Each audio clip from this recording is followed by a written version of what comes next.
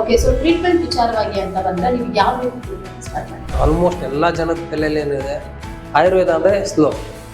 So ಅಂದ್ರೆ ಇವಾಗ ನೀವು ಹೇಳಿದ್ರಿ ಯಾವುದೇ ರೀತಿ ಇಂಜೆಕ್ಷನ್ ಆಗಲಿ ಟ್ಯಾಬ್ಲೆಟ್ ಆಗಲಿ ಕೊಟ್ಟಿಲ್ಲ ನಾವು. ಸೊ ಹಾಗಿದ್ರೆ ಯಾವ ರೀತಿ ಟ್ರೀಟ್ಮೆಂಟ್ ನೀವು ಕೊಡ್ತೀವಿ?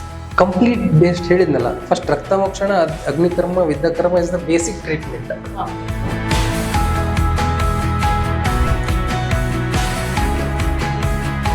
ಒಂದು 6-7 ವರ್ಷದಿಂದಲೇ ಇತ್ತು, ಬಂದಮೇಲೆ ಒಂದು ಸ್ವಲ್ಪ ಕಮ್ಮಿ, ಇವಾಗ ಒಂಚೂರು ಫ್ರೀ ಆಯಿತು.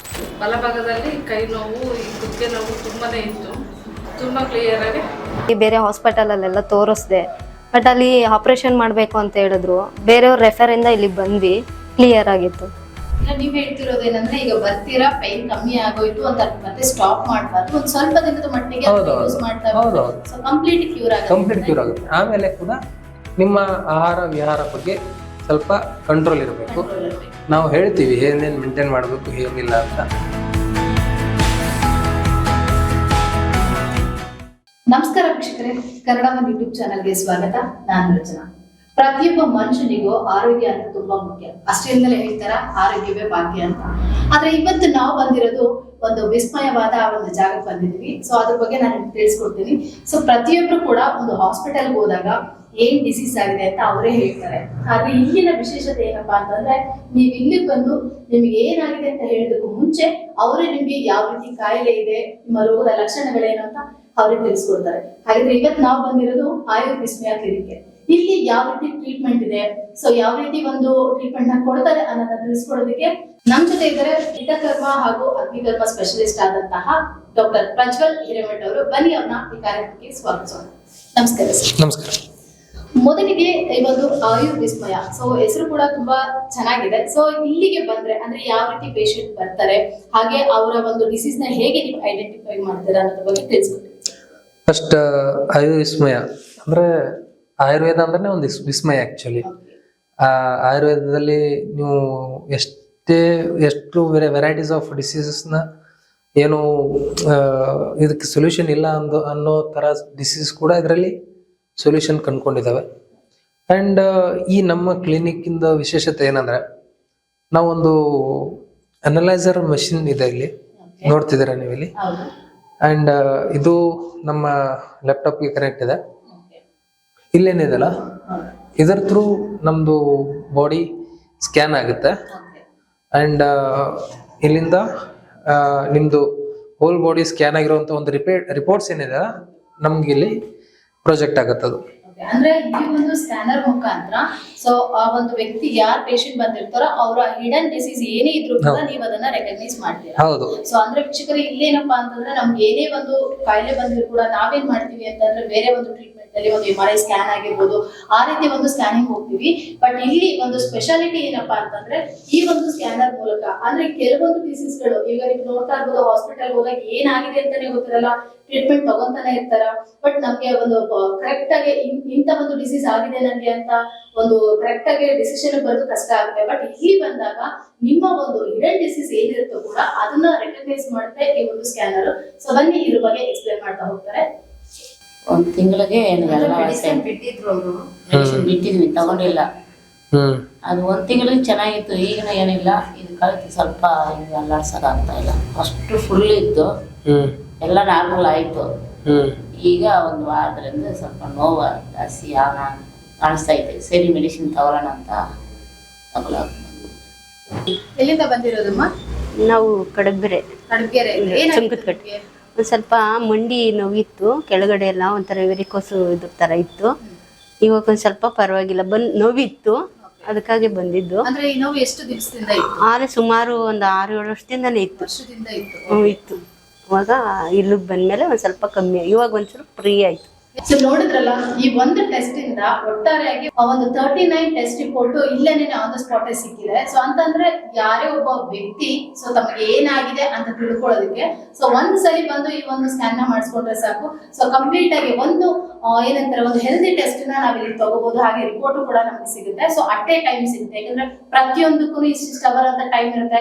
ಫಾರ್ ಎಕ್ಸಾಂಪಲ್, ನಿಮ್ಗೆ ಯಾವುದೇ ಒಂದು BP ಆಗಿರ್ಲಿ, ಶುಗರ್ ಆಗಿರ್ಲಿ, ಏನೇ ಒಂದು ಡಿಸೀಸ್ಗೆ ನೀವು ಚೆಕ್ ಮಾಡಿಸ್ಬೇಕಂತ ಹೋದ್ರೆ ಇಂತಿಷ್ಟು ಸಮಯ ಅಂತ ತಗೊಳುತ್ತೆ. ಬಟ್ ಇಲ್ಲಿ ಒಂದು ಸಲ ಬಂದು ಈ ಒಂದು ಟೆಸ್ಟ್ ನ ಮಾಡಿಸ್ಕೊಂಡಾಗ ಆನ್ ದ ಸ್ಪಾಟ್ ಅಲ್ಲೇ ನಿಮಗೆ ಒಂದು 39 ಟೆಸ್ಟ್ ರಿಸಲ್ಟ್ ನ ನೀವು ಇಲ್ಲಿ ನೋಡ್ಬೋದು.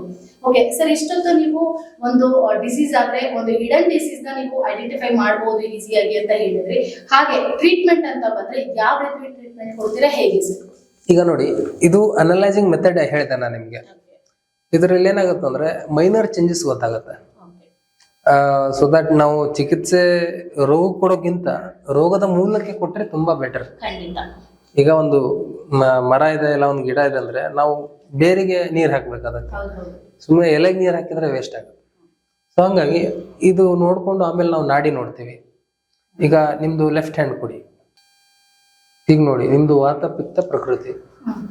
ಓಕೆ, ನಿಮ್ದು ಹೇಗಿರುತ್ತೆ? ಮನಸ್ಸು ಸ್ವಲ್ಪ ಚಂಚಲ ಇರುತ್ತೆ, ಮತ್ತೆ ವರ್ಕಾಲಿಕ್ ಇರ್ತೀರ, ಕೆಲಸ ಬೇಕು, ಈ ತರ ಕುತ್ತಲ್ ಕುತ್ಕೊಳಕ್ ನಿಮ್ಗೆ ಆಗಲ್ಲ. ಒಟ್ಟಿನಲ್ಲಿ ಏನಾದ್ರು ಕೆಲಸ ಇರಬೇಕು, ಆಕ್ಟಿವ್ ಆಗಿರಬೇಕು. ಓಕೆ, ಇವಾಗ ಬರೋ ಪೇಷಂಟ್ ಗೆ ನೀವು ಇದರಿಂದ ಅಷ್ಟೇನೆ ಅವರ ಒಂದು ಡಿಸೀಸ್ ಚೆಕ್ ಮಾಡ್ತಾರಲ್ಲ? ಇಲ್ಲ ಇಲ್ಲ ಇಲ್ಲ. ಈಗ ನೋಡಿ, ಇದನ್ನ ಅನಲೈಸ್ ಮಾಡ್ತೀವಿ ನಾವು. ಇದನ್ನ ಅನಲೈಸ್ ಮಾಡ್ಕೊಂಡು ನಮಗೊಂದು ಗ್ರಾಸ್ ಐಡಿಯಾ ಬರುತ್ತೆ. ಇದಾದ್ಮೇಲೆ ಮತ್ತೆ ನಾವು ಕೇಳ್ತೀವಿ ಪೇಷಂಟ್ಗೆ. ಈಗ ಏನಾಗುತ್ತೆ, ನಮ್ದು ಪ್ರೋಟೋಕಾಲ್ ಹೇಗಿರುತ್ತೆ. ಯಾವುದೋ ಒಂದು ರಿಪೋರ್ಟ್ಸ್ ನೋಡಿದ ತಕ್ಷಣ ನೀವು ಅವ್ರಿಗೆ ಡಿಸೈಡ್ ಮಾಡಕ್ ಆಗಲ್ಲ. ಸೊ ಹಂಗಾಗಿ ನಾವು ಪ್ರಶ್ನೆ ಕೇಳ್ಕೊಂಡು ಆಮೇಲೆ ಮತ್ತೆ ಹೆಚ್ಚಿನ ಏನಾದ್ರು ತೊಂದರೆ ಇದ್ರೆ ನಾವು ನೋಡ್ಕೊಂಡು ಆಮೇಲೆ ನಾವು ಡಯಾಗ್ನೋಸ್ ಮಾಡ್ತೀವಿ. ಇದು ಜಸ್ಟ್ ನಮ್ಗೆ ಒಂದು ಟೂಲ್ ಇದು. ಅಂದ್ರೆ ಬಿಫೋರ್ ದಟ್ ಅಂದ್ರೆ ಪೇಷಂಟ್ ಬಂದಾಗ ಏನಿದೆ ಅನ್ನೋ ಒಂದು ಬೇಸಿಕ್ ಗೊತ್ತಿಲ್ಲ. ಸೊ ಅದಾದ್ಮೇಲೆ ಅವ್ರು ಏನ್ ಸಫರ್ ಪಡ್ತಿದಾರೋ ಅದನ್ನ ತಿಳ್ಕೊಂಡು ಅದಾದ್ಮೇಲೆ ಟ್ರೀಟ್ಮೆಂಟ್ ನ ಸ್ಟಾರ್ಟ್ ಮಾಡ್ತೀರಾ. ಓಕೆ, ಸೊ ಟ್ರೀಟ್ಮೆಂಟ್ ವಿಚಾರವಾಗಿ ಅಂತ ಬಂದ್ರೆ ನೀವು ಯಾವ ರೀತಿ ಟ್ರೀಟ್ಮೆಂಟ್ ನ ಸ್ಟಾರ್ಟ್ ಮಾಡ್ತೀರಾ? ನಮ್ದು ಆಕ್ಚುಲಿ ಹೇಳಿದ್ನಲ್ಲ ಕಾಸ್. ಈಗ ನಾವು ಪ್ರಕೃತಿ ನೋಡ್ತೀವಿ, ಆಮೇಲೆ ಅವ್ರಿಗೆ ಯಾವ ದೋಷದಿಂದ ಆ ಕಂಡೀಷನ್ ಆಗಿದೆ. ಈಗ ಒಂದು ಪೇಷಂಟ್ ಇದು ನೋಡಿದೆ. ಈಗ ಮೊದಲು ನಾವು ಅವ್ರಿಗೆ ಫಸ್ಟ್ ರಕ್ತ ಮೋಕ್ಷಣ ಅಂತ ಮಾಡಿದ್ವಿ. ಅವ್ರಿಗೆ ಸಂಧಿವಾತ ಮೇನ್ ಕಂಪ್ಲೇಂಟ್, ಅಂದ್ರೆ ನೀ ಜಾಯಿಂಟ್ ಪೇನ್. ನಾವು ಅದಕ್ಕೆ ಆಸ್ಟಿಯೋ ಆರ್ಥರೈಟಿಸ್ ಅಂತಾನು ಅಂತಾರೆ. ನಮ್ಮ ಆಯುರ್ವೇದದಲ್ಲಿ ಸಂಧಿವಾತ ಅಂತೀವಿ. ನಾವು ಅವ್ರಿಗೆ ರಕ್ತ ಮೋಕ್ಷಣ ಮಾಡಿದ್ವಿ. ಅದು ಆಯುರ್ವೇದದ ಒಂದು ಪದ್ಧತಿ. ಅದರಿಂದ ಏನಾಗುತ್ತೆ ಅಂದ್ರೆ ಫಸ್ಟ್ ಕಾಸ್ ಹೊರಗಡೆ ಹೋಗುತ್ತೆ. ರಕ್ತ ದುಷ್ಟಿ ಆಗೋದ್ರಿಂದ ಸ್ವಲ್ಪ ಕಾಸ್ ಆಗಿರುತ್ತೆ ಅಲ್ಲಿ. ದೆನ್ ನೆಕ್ಸ್ಟ್ ವಿದ್ಯಾಕರ್ಮ ಅಂತ ಮಾಡ್ತೀನಿ ನಾನು ಆ್ಯಕ್ಚುಲಿ. ಅದರಿಂದ ಏನಾಗುತ್ತೆ, ಬಾಡಿಯಲ್ಲಿರುವಂತಹ ವಾತ ಹೊರಗಡೆ ಹೋಗುತ್ತೆ. ಆಮೇಲೆ ಅಗ್ನಿಕರ್ಮ ಅಂತ ಮಾಡ್ತೀವಿ. ಅಂದ್ರೆ ಇರುವಂತಹ ನೋವು ಏನಿರುತ್ತೆ, ಏನಾದರೂ ಇನ್ಫ್ಲಮೇಷನ್ ಇದ್ರೆ ಅದು ಸಬ್ಸೈಡ್ ಆಗುತ್ತೆ. ಇದು ಯಾರು ಈಗ ತುಂಬಾ ಆಲ್ಮೋಸ್ಟ್ ಎಲ್ಲ ಜನದ ತಲೆಯಲ್ಲಿ ಏನಿದೆ, ಆಯುರ್ವೇದ ಅಂದ್ರೆ ಸ್ಲೋ. ಆಯುರ್ವೇದ ಚೆನ್ನಾಗಿದೆ ಆ್ಯಕ್ಚುಲಿ, ರಿಸಲ್ಟ್ಸ್ ಎಲ್ಲ ಚೆನ್ನಾಗಿದೆ. ಆದರೆ ಆಯುರ್ವೇದ ಅಂದ್ರೆ ಸ್ಲೋ. ಆ್ಯಕ್ಚುಲಿ ಏನಂದ್ರೆ ಆಯುರ್ವೇದ ಅಷ್ಟು ಸ್ಪೀಡೇ ಯಾವುದು ಇಲ್ಲ. ಯಾವ ಬಟನ್ ಒತ್ತಿದ್ರೆ ಎಲ್ಲಿ ಲೈಟ್ ಹತ್ತೈತೆ ಅಂತ ತಿಳ್ಕೊಬೇಕು ನಾವು. ಆ್ಯಕ್ಚುಲಿ ಅದನ್ನ ನೀವು ಟು ದಿ ಪಾಯಿಂಟ್ ಟ್ರೀಟ್ಮೆಂಟ್ ಕೊಟ್ಟಾಗ ನಿಮಗೆ ರಿಸಲ್ಟ್ ತುಂಬ ಸ್ಪೀಡ್ ಬರುತ್ತೆ. ಈಗ ಕೇಳಿ ಅವ್ರಿಗೆ ಒಂದು ಸುಮಾರು ಒಂದು 6-7 ವರ್ಷದ ಹಿಸ್ಟ್ರಿ ಇದೆ ಅವ್ರದ್ದು. ಹೆಚ್ಚು ಕಮ್ಮಿ ಒಂದು ಅರೌಂಡ್ 6 years ಹಿಸ್ಟ್ರಿ ಇದೆ ನೀ ಜಾಯಿಂಟ್ ಪೇನ್. ಅವ್ರಿಗೆ ನಾನು ಟ್ರೀಟ್ಮೆಂಟ್ ಮಾಡಿ ಒಂದು 5-10 minutes ಆಗಿಲ್ಲ. ವಿದಿನ್ 5 to 10 minutes ಅವ್ರಿಗೆ ಅರೌಂಡ್ 50 to 60% ರೆಡ್ಯೂಸ್ ಆಗಿದೆ. ಒಂದು ನಾವು ಇಂಜೆಕ್ಷನ್ಸ್ ಕೊಟ್ಟಿಲ್ಲ, ಯಾವುದೇ ರೀತಿಯಾದಂಥ ಟ್ಯಾಬ್ಲೆಟ್ಸ್ ಕೊಟ್ಟಿಲ್ಲ. ಏನ್ ಅವ್ರ ಬಾಡಿಯಲ್ಲಿರುವಂತಹ ಒಂದು ಏನ್ ಜಾಸ್ತಿ ಆಗಿದೆ ಅದನ್ನ ಹೊರಗಡೆ ತೆಗೆದಿದ್ದೀವಿ ಅಷ್ಟೇ. ಸೊ ಅಂದ್ರೆ ಇವಾಗ ನೀವು ಹೇಳಿದ್ರಿ ಯಾವುದೇ ರೀತಿ ಇಂಜೆಕ್ಷನ್ ಆಗ್ಲಿ ಟ್ಯಾಬ್ಲೆಟ್ ಆಗ್ಲಿ ಕೊಟ್ಟಿಲ್ಲ ನಾವು ಅಂತ. ಸೊ ಹಾಗಿದ್ರೆ ಯಾವ ರೀತಿ ಟ್ರೀಟ್ಮೆಂಟ್ ನ ನೀವು ಕೊಡ್ತೀರಾ ಸರ್? ಕಂಪ್ಲೀಟ್ ಬೇಸ್ಡ್ ಹೇಳಿದ್ನಲ್ಲ, ಫಸ್ಟ್ ರಕ್ತ ಮೋಕ್ಷಣ, ಅಗ್ನಿಕರ್ಮ, ವಿದ್ಯಾಕರ್ಮ ಇಸ್ ದ ಬೇಸಿಕ್ ಟ್ರೀಟ್ಮೆಂಟ್. ಅದಾದ್ಮೇಲೆ ಓರಲ್ ಮೆಡಿಕೇಶನ್ ಹೋಗುತ್ತೆ. ಅದು ಏನು ನಮ್ಮ ಆಯುರ್ವೇದ ಪದ್ಧತಿ ಅಂತ ಮೆಡಿಸಿನ್ಸ್ ಅವು. ಅಂದ್ರೆ ಹರ್ಬ್ ಒರಿಜಿನ್ ಇರುತ್ತೆ, ಮತ್ತೆ ಕೆಲವೊಂದಿಷ್ಟು ಓರ್ ಒರಿಜಿನ್ಸ್ ಇರುತ್ತೆ. ಅಂದ್ರೆ ಸುವರ್ಣ ಭಸ್ಮದ್ದು, ಈಗ ಅಬ್ರಕ್ ಭಸ್ಮ, ಈ ತರದ್ದು ಕಂಪ್ಲೀಟ್ ಹೌದೌದು ಎಲ್ಲ ಹರ್ಬ್ ಒರಿಜಿನ್, ಮೆಟಲ್ ಒರಿಜಿನ್ ಇರುತ್ತೆ. ದೆನ್ ನೆಕ್ಸ್ಟ್ ಕೆಲವೊಂದಿಷ್ಟು ಎಕ್ಸ್ಟ್ರಾಕ್ಟೆಡ್ ಮೆಥಡ್ ಆಫ್ ಮೆಡಿಕೇಶನ್ಸ್ ನಾವು ಯೂಸ್ ಮಾಡ್ತೀವಿ. ಅಂದ್ರೆ ಏನಾಗಂತಂದ್ರೆ ರಿಸಲ್ಟ್ ಓರಿಯೆಂಟೆಡ್ ನಾವು ಟ್ರೀಟ್ ಮಾಡ್ತಾ ಹೋಗ್ತೀವಿ. ಅಂದ್ರೆ ಇಲ್ಲಿ ಬಂದಾಗ ನೀವು ಥೆರಪೀಸ್ ಆ ತರದ್ ಏನಾದ್ರು ಮಾಡ್ತೀರಾ? ಹೌದು, ಈಗ ಬೇಸಿಕ್ ಥೆರಪೀಸ್ ಅಂತೂ ನಾ ಹೇಳ್ದೆ ನಿಮ್ಗೆ. ನಾನು ಸ್ಪೆಷಲೈಸೇಷನ್ ಮಾಡಿರೋದೇ ಅದರಿಂದ, ವಿದ್ಯಾಕರ್ಮ, ಅಗ್ನಿಕರ್ಮ ಅಂತ. ನಮ್ಗೆ ಏನಾಗುತ್ತೆ ಅಂತಂದ್ರೆ, ಈಗ ನೀವ್ ಹೇಳಿದಿರಲ್ಲ, ಪೇಷಂಟ್ಗೆ ತುರ್ತು ಚಿಕಿತ್ಸೆ ಕೊಡ್ಬೇಕು ನಾವೀಗ. ನಮ್ಗೆ ಕಾನ್ಸೆಪ್ಟ್ ಹೇಗಂದ್ರೆ, ವಿತ್ ಪೇನ್ ಬಂದ್ರೆ ವಿತೌಟ್ ಪೇನ್ ಹೋಗ್ಬೇಕು. ಹೌದು ಹೌದು ಖಂಡಿತ. ಸೊ ಹಂಗಾಗಿ ಈಗ ಜನ ಏನ್ ಕೇಳ್ತಿದಾರೆ ನಾವು ಅದನ್ನ ಅವ್ರಿಗೆ ಕೊಡ್ಬೇಕು, ಅವ್ರು ಇರುವಂತ ಕಂಡೀಷನ್ ಇಂದ ಅವ್ರಿಗೆ ಕೊಡ್ಬೇಕು. ಸೊ ಹಂಗಾಗಿ ಯುದ್ಧ ಕರ್ಮ ಅಗ್ನಿ ಕರ್ಮ ಮಾಡೋದ್ರಿಂದ ನಿಮ್ಗೆ ಇನ್ಸ್ಟೆಂಟ್ ರಿಸಲ್ಟ್ ಬರುತ್ತೆ, ಮತ್ತೆ ಆ ರಿಸಲ್ಟ್ ಕ್ಯಾರಿ ಆಗುತ್ತೆ. ಓಕೆ. ಈಗ ರಿಸಲ್ಟ್ ಬಂದು ಮತ್ತೆ ಮನೆಗೆ ಹೋದ ತಕ್ಷಣ ಅದೇ ಇದ್ರೆ ನಡೆಯಂಗಿಲ್ಲ. ಹೌದು ಖಂಡಿತ. ಸುಮ್ಮನೆ ಇಂಜೆಕ್ಷನ್ ಮಾಡಿಸ್ಕೊಂಡಂಗೆ ಆಗುತ್ತೆ. ಅದು ಯಾವುದೋ ಪೇನ್ ಕಿಲ್ಲರ್ ಇಂಜೆಕ್ಷನ್ ಇಲ್ಲ ಪೇನ್ ಕಿಲ್ಲರ್ ಟ್ಯಾಬ್ಲೆಟ್ ತೊಗೊಂಡಾಗ ಆಗುತ್ತೆ. ಈ ಪ್ರೊಸೀಜರ್ ಮಾಡೋದ್ರಿಂದ ಹೋಗಿರೋ ಪೇನ್ ಮತ್ತೆ ಬರಲ್ಲ. ಹಾಗೆ ಸರ್, ಇನ್ನೊಂದು ನೀವು ಇನ್ಸ್ಟೆಂಟ್ ರಿಸಲ್ಟ್ ಸಿಗುತ್ತೆ ಅಂತ ಹೇಳ್ತೀರಾ. ಸೊ ಈ ಒಂದು ಈಗ ಪ್ರೆಸೆಂಟ್ ನಡೀತಾ ಇರೋದು ಹೇಗೆ ಅಂತಂದ್ರೆ ಒಂದು ಫಾಸ್ಟ್ ಪ್ರಪಂಚ ಆಗ್ಬಿಟ್ಟಿದೆ. ಹೌದು. ಸೊ ಎಲ್ಲ ಫಾಸ್ಟ್ ಆಗಿ ಆಗ್ಬೇಕು, ಕ್ವಿಕ್ ಆಗಿ ಆಗ್ಬೇಕು ಅಂತ ಹೇಳ್ತಾರೆ. ಸೊ ಆ ಇದ್ರೆ ಕೂಡ ಅವ್ರು ತಿನ್ನೋ ಊಟ ಕೂಡ ಫಾಸ್ಟ್ ಫುಡ್ ಆಗ್ಬಿಟ್ಟಿದೆ. ಸೊ ಈಗ ಇಲ್ಲಿ ಒಂದು ಬಂದು ಟ್ರೀಟ್ಮೆಂಟ್ ತಗೋತಾರೆ ಅಂದ್ರೆ ಸೊ ನೀವು ಇನ್ಸ್ಟೆಂಟ್ ರಿಸಲ್ಟ್ ಸಿಗುತ್ತೆ.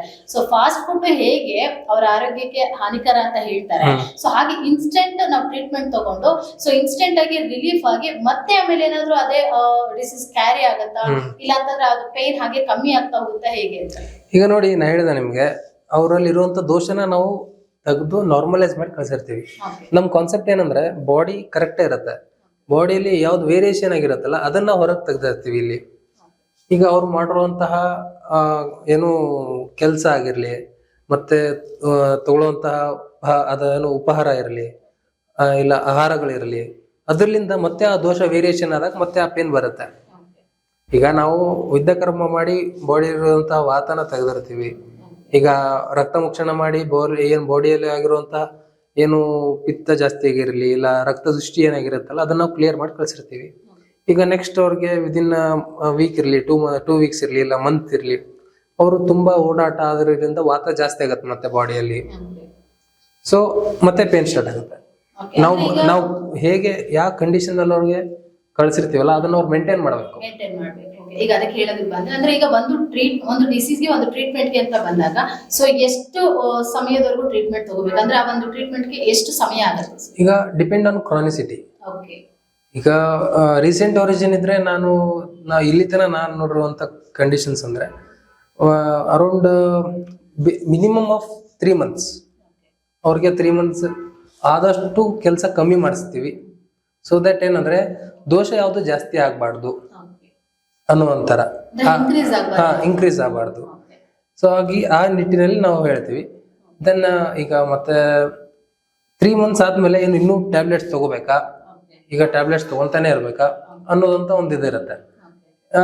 3 months ಅವ್ರಿಗೆ ಕಂಪ್ಲೀಟ್ ನಾನು ಆಕ್ಚುಲಿ ಏನ್ ಸಜೆಸ್ಟ್ ಮಾಡ್ತೀವಿ ಅಂದ್ರೆ ನಮ್ಗೆ ಕಲ್ಸಿದ ಗುರುಗಳು ಹಾಗೆ ಸಜೆಸ್ಟ್ ಮಾಡ್ತಾರೆ. ಅವ್ರು ನೋಡಿ ನಾವು ಕಲ್ತೇನಂದ್ರೆ ಟ್ಯಾಬ್ಲೆಟ್ಸ್ ಆಗ್ಲಿ ಯಾವಾಗ ಎಲ್ಲಿ ತನಕ ಕೊಡ್ಬೇಕಂತಂದ್ರೆ ಅವ್ರಿಗೆ ಕಂಪ್ಲೀಟ್ ಪೇನ್ ಕಮ್ಮಿ ಆಯ್ತು ಅಂತ ತಿಳ್ಕೊಳ್ಳಿ. 0 ಪೇನ್ ನನಗೆ ಅದು 1 month ಆಗ್ಲಿ, 3 months ಆಗ್ಲಿ, 6 months ಆಗ್ಲಿ, 1 year ಆಗ್ಲಿ, ಕಂಪ್ಲೀಟ್ ಪೇನ್ ರಿಲೀಫ್ ಆದ್ಮೇಲೆ ಪ್ಲಸ್ 1 month ಅವರು ಮೆಡಿಸಿನ್ ತಗೋಬೇಕು. ಮುಗಿತಲ್ಲಿಗೆ ಸ್ಟಾಪ್ ಮಾಡ್ಬಿಡ್ಬೇಕು ಅವರು. ಆಮೇಲೆ ನಮ್ಮ ಆಯುರ್ವೇದದ ಮೆಡಿಸಿನ್ ಬಗ್ಗೆ ಹೇಳ್ತಿದ್ದೀನಿ, ನಾ ಕೊಡ್ತಿರುವಂತ ಮೆಡಿಸಿನ್ ಬಗ್ಗೆ ಹೇಳ್ತಿದ್ದೀನಿ. ಆಮೇಲೆ ಅವರು ಆ ಕಂಡೀಷನ್ ಮೇಂಟೈನ್ ಮಾಡ್ಬೇಕು. ಯಾಕಂದ್ರೆ ನಾವು ಯಾವುದೇ ರೀತಿಯಾದಂತಹ ಸಪ್ರೆಸಿವ್ ಕೊಟ್ಟಿರಂಗಿಲ್ಲ, ನಾವು ಬಾಡಿನ ಕ್ಲೀನ್ ಮಾಡಿರ್ತೀವಿ. ಈಗ ನೀವು ಒಂದು ಪಾತ್ರೆನ ಕ್ಲೀನ್ ಮಾಡಿ ಇಟ್ಟಿರ್ತೀರ, ನೀವು ಆ ಪಾತ್ರೆ ಮತ್ತೆ ಯೂಸ್ ಮಾಡಿದ್ರೆ ಮತ್ತೆ ಕೊಳೆ ಆಗುತ್ತೆ, ಅದು ಮತ್ತೆ ಕ್ಲೀನ್ ಮಾಡ್ಲೇಬೇಕು. ಅಂದ್ರೆ ನೀವ್ ಹೇಳ್ತಿರೋದೇನಂದ್ರೆ ಈಗ ಬರ್ತೀರಾ ಪೈನ್ ಕಮ್ಮಿ ಆಗೋಯ್ತು ಅಂತ ಮತ್ತೆ ಸ್ಟಾಪ್ ಮಾಡಬಾರ್ದು, ಒಂದ್ ಸ್ವಲ್ಪ ದಿನದ ಮಟ್ಟಿಗೆ ಯೂಸ್ ಮಾಡ್ತಾ ಕಂಪ್ಲೀಟ್ ಕ್ಯೂರ್ ಆಗುತ್ತೆ. ಆಮೇಲೆ ಕೂಡ ನಿಮ್ಮ ಆಹಾರ ವಿಹಾರ ಬಗ್ಗೆ ಸ್ವಲ್ಪ ಕಂಟ್ರೋಲ್ ಇರಬೇಕು. ನಾವು ಹೇಳ್ತೀವಿ ಏನೇನ್ ಮೇಂಟೈನ್ ಮಾಡ್ಬೇಕು ಏನಿಲ್ಲ ಅಂತ. ಮತ್ತೆ ತೀರಾ ಮೇಂಟೈನ್ ಮಾಡ್ಲಾರ್ದಷ್ಟು ಏನ್ ಹೇಳಂಗಿಲ್ಲ, ಅಷ್ಟು ಟೈಟ್ ಪ್ರೋಟೋಕಾಲ್ಸ್ ಹೇಳಲ್ಲ. ಯಾಕಂದ್ರೆ ನಮಗೂ ಗೊತ್ತು ಏನೇನ್ ಫಾಲೋ ಮಾಡ್ಬೋದು, ಏನೇನ್ ಫಾಲೋ ಮಾಡಕ್ ಆಗಲ್ಲ ಅಂತ. ಸೊ ಅದನ್ನೆಲ್ಲ ಹೇಳಿ ನಾವು ಸಜೆಸ್ಟ್ ಮಾಡೋದನ್ನ ಫಾಲೋ ಮಾಡಿದ್ರೆ ನಮ್ದು ಏನು ತುಂಬಾ ಪ್ರೊಲಾಂಗ್ಡ್ ಟ್ರೀಟ್ಮೆಂಟೇ ಬರುತ್ತೆ. ಸರ್ ನಮ್ದು ಬಲಭಾಗದಲ್ಲಿ ಕೈ ನೋವು, ಈ ಕುತ್ತಿಗೆ ನೋವು ತುಂಬಾನೇ ಇತ್ತು. ಬಟ್ ನಾನು ಕಡೂರಲ್ಲೆಲ್ಲ ತೋರಿಸಿದ್ದೆ, ತುಂಬಾನೇ ಖರ್ಚು ಮಾಡಿದ್ದೆ, ತೋರಿಸಿದ್ದೀನಿ, ಮೆಡಿಸಿನ್ ಎಲ್ಲ ತಗೊಂಡಿದ್ದೆ, ಇಂಗ್ಲೀಷ್ ಮೆಡಿಸಿನ್. ಜಾಸ್ತಿ ಪೇಯ್ನ್ ಇತ್ತು. ಏನು 1 ತಿಂಗಳು 2 ತಿಂಗಳು ಅಷ್ಟೇ ಕ್ಲಿಯರ್ ಆಗ್ತಾ ಇತ್ತು, ಮತ್ತೆ ಪುನಃ ಅದೇ ಥರ ಬರ್ತಾಯಿತ್ತು. ಬಟ್ ಇಲ್ಲಿಗೆ ಬಂದ 2 ವರ್ಷದಿಂದ ಅವ್ರಿಗೂ ನಮ್ಗೆ ಪರಿಚಯ ಆಯಿತು. ಪರಿಚಯ ಆದಮೇಲೆ ಇಲ್ಲಿ ಮೆಡಿಸಿನ್ ತೊಗೊಂಡ್ಮೇಲೆ ತುಂಬ ಕ್ಲಿಯರಾಗಿ ಕ್ಲಿಯರ್ ಆಗಿದೆ. ಬಟ್ ಕಾಲು ನೋವು ಅದೇ ಥರ ಇತ್ತು. ಈಗ ಮೊನ್ನೆ ನಮ್ಮ ಡಾಕ್ಟ್ರು ಅದನ್ನು ಕ್ಲಿಯರ್ ಮಾಡಿಕೊಟ್ಟಿದ್ದಾರೆ. ಈಗ ಏನು ಪ್ರಾಬ್ಲಮ್ ಇಲ್ಲ.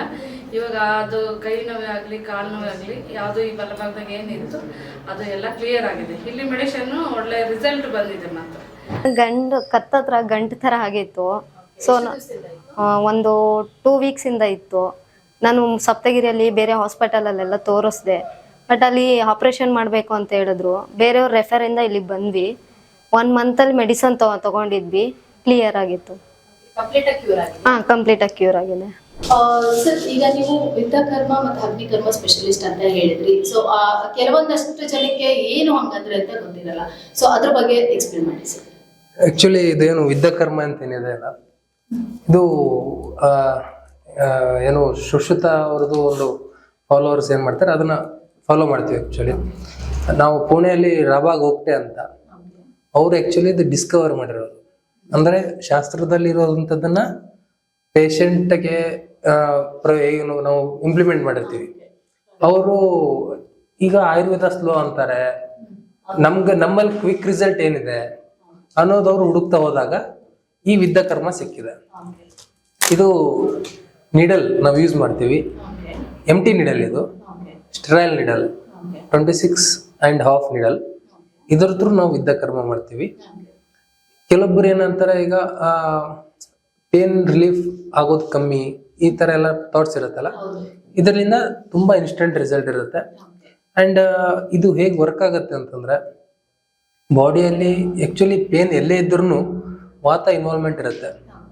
ವಾತ ಇಸ್ ನಥಿಂಗ್ ಬಟ್ ವಾಯು ಆ್ಯಂಡ್ ಆಕಾಶ. ಅಂದರೆ ಪಂಚಮಹಾಭೂತದಲ್ಲಿ ಒಂದು ಇದು ವಾಯು ಮತ್ತು ಆಕಾಶದಿಂದ ಕೂಡ್ಕೊಂಡು ವಾತ ಆಗಿರುತ್ತೆ. ನಾವು ಪ್ರಿಕ್ ಮಾಡೋದ್ರಿಂದ, ಅಂದರೆ ನಾವು ವಿದ್ಯಕರ್ಮ ಮಾಡೋದ್ರಿಂದ ಬಾಡಿಯಲ್ಲಿರುವಂಥ ವಾತ ಹೊರಗಡೆ ಬರುತ್ತೆ, ಅಂದರೆ ವಾಯು ಹೊರಗಡೆ ಬರುತ್ತೆ. ಓಕೆ, ವಾಯು ಹೊರಗಡೆ ಬಂದಾಗ ವಾತ ಕಮ್ಮಿ ಆಗುತ್ತೆ, ಆಟೋಮೆಟಿಕಲಿ ಪೇನ್ ಕಮ್ಮಿ ಆಗುತ್ತೆ. ಇದು ನಿಮಗೆ ಮೆಕ್ಯಾನಿಸಮ್ ಹೇಳಿದೆ ನಾನು. ಮತ್ತೆ ಅದ್ರ ಜೊತೆ ಏನಾಗುತ್ತೆ, ಇದನ್ನ ನಾವು ಮರ್ಮ ಪಾಯಿಂಟ್ಸ್ನ ತಲೆಯಲ್ಲಿ ಇಟ್ಕೊಂಡು ಅದನ್ನ ನಾವು ಏನೋ ಒಂದು ಸ್ಪಾಟ್ಸ್ ಇರ್ತಾವ ಕೆಲದಕ್ಕೂ. ನೋಡೋರ್ಗೆ ಏನನ್ಸುತ್ತೆ ರ್ಯಾಂಡಮ್ ಆಗಿ ಪ್ರಿಕ್ ಮಾಡ್ತಿದಾರೆ ಅಂತ ಅನ್ಸುತ್ತೆ. ಬಟ್ ಎಲ್ಲಿ ಯಾವ ಪಾಯಿಂಟ್ ಅಕ್ಯುರೇಸಿ ತುಂಬಾ ಇಂಪಾರ್ಟೆಂಟ್ ಅಂತ ಒಂದು ನಮ್ಮ ಎಲ್ಲಾ ಗುರುಗಳು ಹೇಳ್ತಿರ್ತಾರೆ. ಸೊ ಆ ಅಕ್ಯುರೇಸಿನ ಇಟ್ಕೊಂಡು ನಾವು ವರ್ಕ್ ಮಾಡಿದಾಗ ಅಷ್ಟೇ ನಮ್ಗೆ ರಿಸಲ್ಟ್ ಸಿಗುತ್ತೆ, ಇಲ್ಲ ಆ ರಿಸಲ್ಟ್ ಸಿಗಲ್ಲ. ಸೊ ಇದು ವಿದ್ಯಕರ್ಮ. ಅಂದ್ರೆ ಇದು ಆಯುರ್ವೇದದ ಪ್ರಕಾರ ಇದು ಒಂದು ಪಿತ್ತಕರ್ಮ ಅಂತ ಅಂದ್ರೆ ಆ ಒಂದು ಸಣ್ಣ ನೀಡಲಿಂದ ನೀವೊಂದು ಏನಂತಾರೆ ಅದು ಪಿತ್ತ ವಾಯು ಅಂತ ಏನಿರುತ್ತೆ ವಾತ ಅನ್ನೋ ಕಟ್ ಮಾಡಿದ್ರು. ಓಕೆ, ವಾತ ಅನ್ನೋದು ಏನಿರುತ್ತೋ ಅದನ್ನ ರೆಕಗ್ನೈಸ್ ಮಾಡಿ ನೀವು ಅಲ್ಲಿಗೆ ಆ ಒಂದು ಏನಂತಾರೆ ಆ ಒಂದು ಸಿರಿಂಜ್ನ ನೀವು ಇನ್ಸರ್ಟ್ ಮಾಡ್ತೀರಾ. ಸೊ ಹಾಗ ಏನಾಗುತ್ತೆ, ಆ ಒಂದು ವಾತ ಅನ್ನೋದು ಏನಿರುತ್ತೆ ಅದು ರಿಲೀಫ್ ಆದಾಗ ಸೊ ಆಲ್ಮೋಸ್ಟ್ ಕೆಲವೊಂದಷ್ಟು ಡಿಸೀಸ್ಗಳು ಕಮ್ಮಿ ಆಗುತ್ತೆ ಅನ್ನೋದ್ರ ಮುಖಾಂತರ ಇದನ್ನ ಪ್ರಯೋಗ ಮಾಡ್ಬೋದು. ಸೊ ಹಾಗೆ ಇನ್ನೊಂದು ಅಗ್ನಿಕರ್ಮ. ಅಗ್ನಿಕರ್ಮ ಏನಂದ್ರೆ ಸಾಧಾರಣವಾಗಿ ಅಗ್ನಿಕರ್ಮ ಬಗ್ಗೆ ಗೊತ್ತಿರುತ್ತೆ, ಜನ ನೋಡಿರ್ತಾರೆ. ಅಂದ್ರೆ ಅಗ್ನಿನ ಯೂಸ್ ಮಾಡ್ಕೊಂಡು ನಾವು ಟ್ರೀಟ್ಮೆಂಟ್ ಮಾಡೋದು. ಈಗ ಮೊದ್ಲೆಲ್ಲ ಮಾಡ್ತಿದ್ರು ಹಳ್ಳಿಯಲ್ಲೆಲ್ಲ, ಏನಂದ್ರೆ ಬಳಿನ ಸುಟ್ಟು ಅದನ್ನ ಚುಸ್ತಿದ್ರು, ಅದನ್ನ ಜ್ವರ ಎಲ್ಲ ಬಂದಾಗ. ನೀವು ಕೆಲವೊಂದು ಫಿಲ್ಮ್ ಅಲ್ಲಿ ನೋಡಿರ್ಬೋದು ಅದನ್ನ. ದೆನ್ ಇದು ಒಂದು ಅಗ್ನಿಕರ್ಮ. ಮತ್ತೆ ಆಮೇಲೆ ನಾವೇನ್ ಮಾಡ್ತೀವಿ ಅಂತಂದ್ರೆ, ಅದು ಅಗ್ನಿಕರ್ಮದಲ್ಲಿ ಡೈರೆಕ್ಟ್ ಮತ್ತೆ ಇಂಡೈರೆಕ್ಟ್ ಮೆಥಡ್ ಬರುತ್ತೆ. ಓಕೆ, ದೆನ್ ಈಗ ನಾವು ಸುಮಾರು ವೆರೈಟೀಸ್ ನಲ್ಲಿ ನಾವು ಅಗ್ನಿಕರ್ಮ ಮಾಡ್ಬೋದು. ನಾನು ಸ್ವತಃ ಯೂಸ್ ಮಾಡೋದು ಒಂದು ಸುವರ್ಣ ಶಲಾಕ ಅಂತ ಬರುತ್ತೆ, ಅಂದ್ರೆ ಬಂಗಾರದ್ದು ಒಂದು ಬರುತ್ತೆ. ಅಂಡ್ ರಜತ ಅಂದ್ರೆ ಸಿಲ್ವರ್ ಬರುತ್ತೆ, ಮತ್ತೆ ತಾಮ್ರ 3 ಶಲಾಕ ಬರುತ್ತೆ. ಅಂದ್ರೆ ಅದರದ್ದು ಲೆಂತ್ ಇಷ್ಟೇ ಇರುತ್ತೆ. ನಾವು ಅದನ್ನ ಇಂಡೈರೆಕ್ಟ್ ಆಗಿ ಯೂಸ್ ಮಾಡ್ತೀವಿ. ಕ್ಲಿಪ್ಪಿಂಗ್ಸ್ ಕೊಡ್ತೇನೆ ನಾನು ಆಮೇಲೆ. ದೆನ್ ನೆಕ್ಸ್ಟ್ ಲೋಹ ಶಲಾಕ ಅಂತ ಬರುತ್ತೆ, ಅಂದ್ರೆ ಐರನ್ ಲಿಂದ ಮಾಡಿರುವಂತ ಒಂದು ಶಲಾಕ. ಸೊ ದಟ್ ಅದು ನಮ್ಗೆ ಯಾವುದೇ ಆಗಿರ್ಲಿ, ಈಗ ಟೆನ್ನಿಸ್ ಎಲ್ಬೋ ಎಲ್ಲ ಅಂತಾರೆ, ಇಲ್ಲೆಲ್ಲ ಕೈ ಎತ್ತಕ್ ಆಗ್ತಿರಲ್ಲ. ಸೊ ಒಳ್ಳೆ ರಿಸಲ್ಟ್ ಇದೆ. ಸೊ ಇಮಿಡಿಯೇಟ್ ರಿಸಲ್ಟ್ ಸಲುವಾಗಿ ನಾವು ಇದನ್ನ ಇಂಪ್ಲಿಮೆಂಟ್ ಮಾಡಿರೋದು. ಅಂಡ್ ತುಂಬಾ ಏನ್ಶಿಯಂಟ್ ಆಯುರ್ವೇದಿಕ್ ಪ್ರೊಸೀಜರ್ಸ್ ಇವೆಲ್ಲ. ಸೊ ಈ ನಿಟ್ಟಿನಲ್ಲಿ ವರ್ಕ್ ಮಾಡಿದ್ರೆ ನಮ್ಗೆ 100% ಒಳ್ಳೆ ರಿಸಲ್ಟ್ ಕೊಟ್ಟಿದ್ದೀವಿ, ಕೊಡ್ತಾ ಇದ್ದೀವಿ. ಮುಂದೇನು ದೇವ್ರ ದಯದಿಂದ ಕೊಡೋಣ ಅಂತ ಅಷ್ಟೇ. Okay. ನೋಡಿದ್ರಲ್ಲ ವೀಕ್ಷಕರೇ, ಇಷ್ಟೊತ್ತು ಈ ಒಂದು ಆಯುರ್ವಿಸ್ಮಯ ಬಗ್ಗೆ ತಿಳ್ಕೊಂಡ್ರಿ. ಹಾಗಿದ್ರೆ ಸೊ ಯಾರೆಲ್ಲ ಇನ್ನು ಇಲ್ಲಿ ಬರ್ಬೇಕು ಅನ್ಕೊಂಡಿರೋ ತಪ್ಪದೇ ಒಂದ್ಸಲಿ ಬನ್ನಿ. ಸೊ ಇಲ್ಲಿ ಅಂದ್ರೆ ಆಯುರ್ವಿಸ್ಮಯದ ವಿಶೇಷತೆ ಏನಪ್ಪಾ ಅಂತಂದ್ರೆ ಚಿಕಿತ್ಸೆ ರೋಗಕ್ಕಲ್ಲ, ರೋಗದ ಮೂಲಕ್ಕೆ. ಹಾಗೆ ನಿಮ್ಮ ಒಂದು ಏನಂತಾರೆ ಡಿಸೀಸ್ ನ ಮೂಲ ತಿಳ್ಕೊಬೇಕಂದ್ರೆ ತಪ್ಪದೇ ಒಂದ್ಸಲಿ ಬನ್ನಿ ಆಯುರ್ವಿಸ್ಮಯಕ್ಕೆ. ಧನ್ಯವಾದ.